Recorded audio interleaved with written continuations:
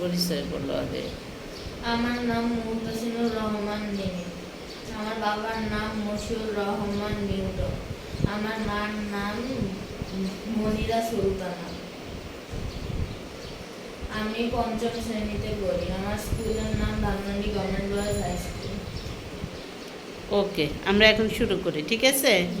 আগে পড়তেছি কোনটা, পরিবেশ। আমাদের পরিবেশ থেকে এখন তোমাকে আমি কোশ্চেন করব। বলো, শক্তির মূল উৎস কি? সূর্য। সূর্য, হ্যাঁ ঠিক আছে। কোনটির জন্য প্রাণী উদ্ভিদের উপর নির্ভরশীল? খাদ্য।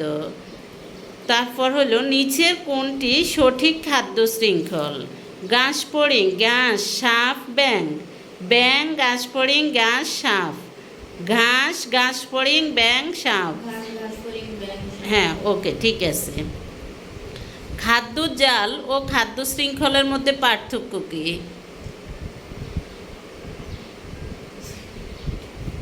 বলো। খাদ্য জাল হলো কোনো বাস্তু সংস্থানের একাধিক খাদ্য শৃঙ্খলের একত্রিত রূপ। বুঝছো? খাদ্য জাল হলো কি একাধিক, কোনো বাস্তু সংস্থান বলতে কি, ওই যে একটা পরিবেশ, ওদের একটা পরিবেশ, এখানে ঘাস থাকে, ঘাস ফড়িং থাকে, ব্যাঙ থাকে, সাপ থাকে, সেখানে সবার মধ্যে একটা সম্পর্ক থাকে, এটা এটাকে খায়, এটা এটাকে খায়, এটা এটাকে খেয়ে বেঁচে থাকে, ঠিক আছে? তাহলে খাদ্য জাল ও খাদ্য শৃঙ্খলের মধ্যে পার্থক্য হলো, খাদ্য জাল হলো কোনো বাস্তু সংস্থানের একাধিক, একাধিক মানে একের অধিক, বুঝছো? সেটা যে কোনো সংখ্যা হতে পারে, একাধিক খাদ্য শৃঙ্খলের একত্রিত রূপ। অন্যদিকে খাদ্য শৃঙ্খল হলো বাস্তু সংস্থানে উদ্ভিদ থেকে প্রাণীতে শক্তি প্রবাহের ধারাবাহিক প্রক্রিয়া, বুঝছো? তাহলে তুমি কি বুঝছো, খাদ্য জাল ও খাদ্য শৃঙ্খলের পার্থক্য কি? খাদ্য জাল হলো কোনো বাস্তু সংস্থানে একাধিক খাদ্য শৃঙ্খলের একত্রিত রূপ। হ্যাঁ, একত্রিত রূপ মানে এটা এটাকে খেয়ে বেঁচে থাকে, ওইটা ওইটাকে খেয়ে বেঁচে থাকে। আর খাদ্য শৃঙ্খল হলো বাস্তু সংস্থানে উদ্ভিদ থেকে, মানে এটা এটাকে খেয়ে শক্তি হয়, ওই আবার ওইটাকে ওইটা খেয়ে শক্তি হয়, ওইটা থেকে ওইটা আর শক্তি শোষণ করে, বুঝছো? তাহলে এটা হলো কি? খাদ্য শৃঙ্খল। হ্যাঁ, এবার বলো, উদ্ভিদ কিভাবে প্রাণীর উপর নির্ভরশীল? তুমি এটা পারো। উদ্ভিদ তার খাদ্য তৈরি, বৃদ্ধি, খাদ্য তৈরি, বৃদ্ধি ও পরাগায়নের জন্য প্রাণীর উপর নির্ভরশীল। হ্যাঁ পরাগায়ন, বীজের বিস্তরণের জন্য, বীজের বিস্তরণের জন্য প্রাণীর উপর নির্ভরশীল। মানুষ নির্ভর করে এমন তিনটি জড় বস্তুর উদাহরণ দাও।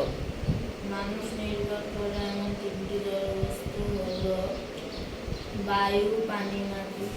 মাটি। এবার বলো, পরাগায়ন কি? পরাগায়ন হলো উদ্ভিদের বীজ সৃষ্টির একটি প্রক্রিয়া। হ্যাঁ, উদ্ভিদের বীজ সৃষ্টির, পরাগায়ন হলো উদ্ভিদের বীজ সৃষ্টির লক্ষ্যে এক ফুল থেকে অন্য ফুলে পরাগরেণু স্থানান্তরের প্রক্রিয়া, বুঝছো? এবার তুমি বলো, জীব কিভাবে, এটা হলো বর্ণনামূলক প্রশ্ন, এর আগে সংক্ষিপ্ত প্রশ্নগুলো ধরলাম। জীব কিভাবে বায়ুর উপর নির্ভরশীল তা ব্যাখ্যা করো। জীব বিভিন্নভাবে বায়ুর উপর নির্ভরশীল। জীব কিভাবে বায়ুর উপর নির্ভরশীল তা নিচে দেওয়া হলো। জীবের বেঁচে থাকার জন্য বায়ু একটি অপরিহার্য উপাদান, বুঝছো? বায়ু ছাড়া, বায়ুতে যে অক্সিজেন থাকে, সে অক্সিজেন ছাড়া জীব বাঁচতে পারবে না, বুঝছো?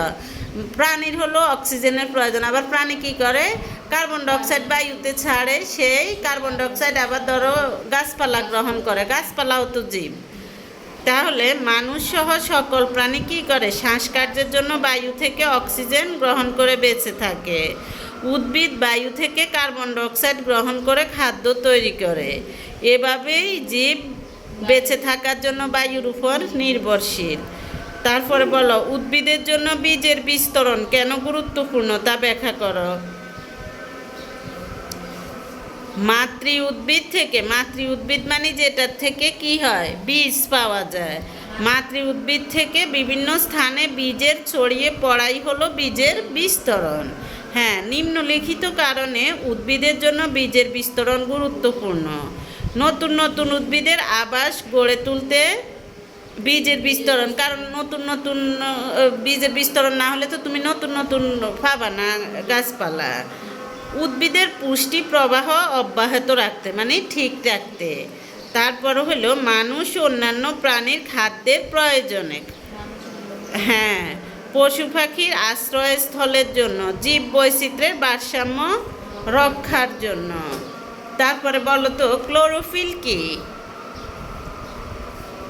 ক্লোরোফিল হলো এক ধরনের সবুজ বর্ণকণিকা, বুঝছো, যা উদ্ভিদের পাতায় থাকে এবং সালোক সংশ্লেষণ প্রক্রিয়ায় শর্করা তৈরিতে ব্যবহৃত হয়। তারপর বলো খাদ্য শৃঙ্খল কি? খাদ্য শৃঙ্খল হলো উদ্ভিদ থেকে প্রাণীতে হ্যাঁ, বাস্তুসংস্থানে উদ্ভিদ থেকে প্রাণীতে শক্তি প্রবাহের ধারাবাহিক প্রক্রিয়াই হলো খাদ্য শৃঙ্খল। তারপর বলো, এখন আমরা খালিগড় ধরব, ঠিক আছে?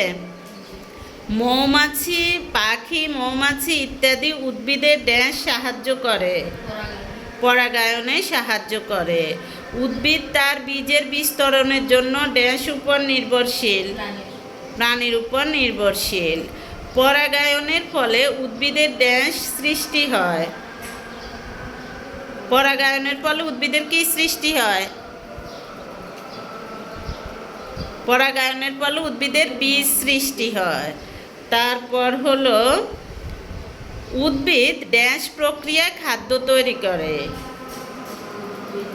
সালোক সংশ্লেষণ প্রক্রিয়ায় খাদ্য তৈরি করে। তারপর হলো মাতৃ উদ্ভিদ থেকে বিভিন্ন স্থানে বীজের ছড়িয়ে পড়ায় কি? বিস্তরণ। হ্যাঁ, বীজের বিস্তরণ। তারপর হলো ড্যাশ সূর্যের আলো ব্যবহার করে নিজের খাদ্য নিজেই তৈরি করে উদ্ভিদ।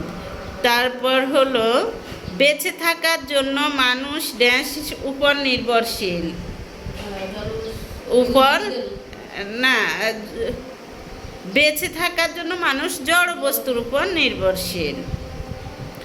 তারপর হলো উদ্ভিদ তার নিজের ড্যাশ নিজেই তৈরি করতে পারে খাদ্য। উদ্ভিদের ত্যাগ করা ড্যাশ প্রাণী শ্বাস গ্রহণের সময় ব্যবহার করে অক্সিজেন। তারপর হলো উদ্ভিদ তার নিজের খাদ্য, উদ্ভিদের ত্যাগ করা ড্যাশ প্রাণী শ্বাস গ্রহণের সময় ব্যবহার করে কি? উদ্ভিদের ত্যাগ করা অক্সিজেন। হ্যাঁ, প্রাণী নিজের কি নিজে তৈরি করতে পারে না খাদ্য। প্রাণী নিজের কীটপতঙ্গ ও পাখি উদ্ভিদকে ড্যাশ সাহায্য করে, কি সাহায্য করে? পরাগায়নে সাহায্য করে, বুঝছো? কীটপতঙ্গ ও পাখি উদ্ভিদকে কিসে সাহায্য করে? পরাগায়নে সাহায্য করে। তারপর হলো পুষ্টি উপাদানের জন্য উদ্ভিদ কিসের উপর নির্ভরশীল? প্রাণীর উপর নির্ভরশীল। পরিবেশে উদ্ভিদ ও প্রাণী একে অপরের উপর কি নির্ভরশীল। উদ্ভিদ খাদ্য তৈরির জন্য প্রাণীর ত্যাগ করা কি ব্যবহার করে? Carbon die oxide. খাদ্য তৈরির জন্য উদ্ভিদের সূর্যের আলো, ড্যাশ ও বায়ু প্রয়োজন, পানি। তারপর হলো সকল প্রাণী শক্তির জন্য প্রত্যক্ষ বা পরোক্ষভাবে কিসের উপর নির্ভরশীল? উদ্ভিদের উপর নির্ভরশীল। ব্যাঙ পোকামাকড়কে কি হিসেবে গ্রহণ করে? খাদ্য হিসেবে। প্রাণীর মৃতদেহ পচে ড্যাশ পরিণত হয়। প্রাণীর মৃতদেহ পচে কি উৎপন্ন হয়? প্রাকৃতিক সারে পরিণত হয়। তারপর হলো সূর্যের আলো, মাটি, পানি, বায়ু ইত্যাদি পরিবেশের কি উপাদান? সূর্যের আলো, মাটি, পানি, বায়ু ইত্যাদি পরিবেশের কি উপাদান? হ্যাঁ, প্রাকৃতিক উপাদান।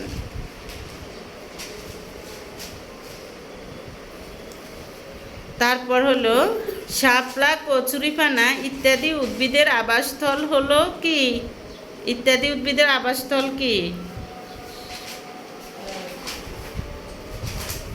পানি। হ্যাঁ।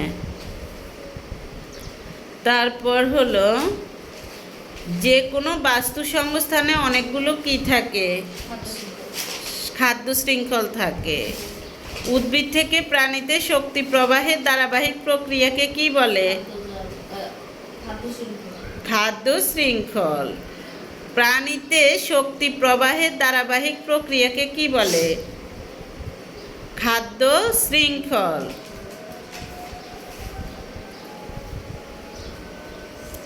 তারপর হলো উদ্ভিদের খাদ্য তৈরির উপাদানগুলো কি কি বলো? সূর্যের আলো, পানি এবং বায়ু। হ্যাঁ, সূর্যের আলো, পানি এবং কার্বন ডাই অক্সাইড হলো উদ্ভিদের খাদ্য তৈরির উপাদান। ঠিক আছে।